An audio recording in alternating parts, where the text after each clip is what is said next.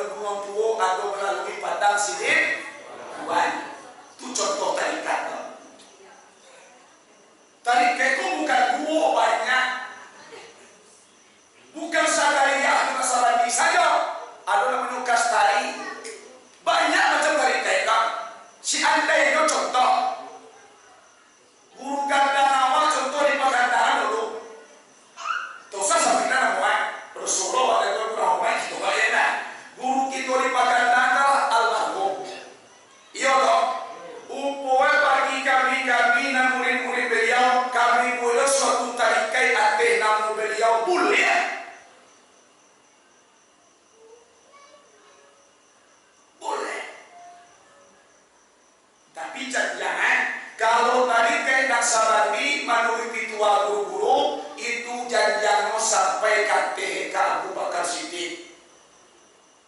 Kalau tadi kayak satari janjian KTH yaitu Sayyidina Ali bin Abi ajar terus udah jangan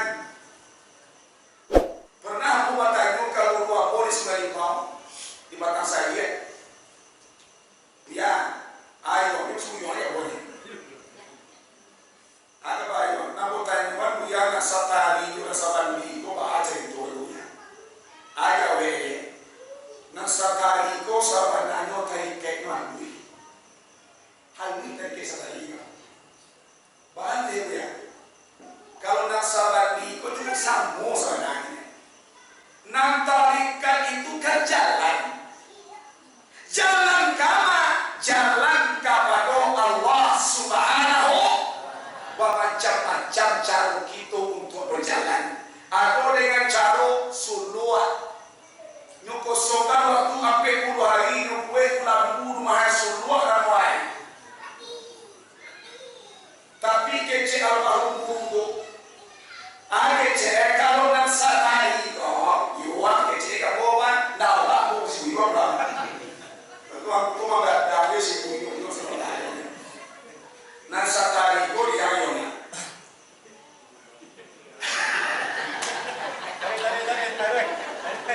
Alloy na berkata ko. Yung kece ulah mo kya mo. Ana satai ko dia yona. Bila ikaw.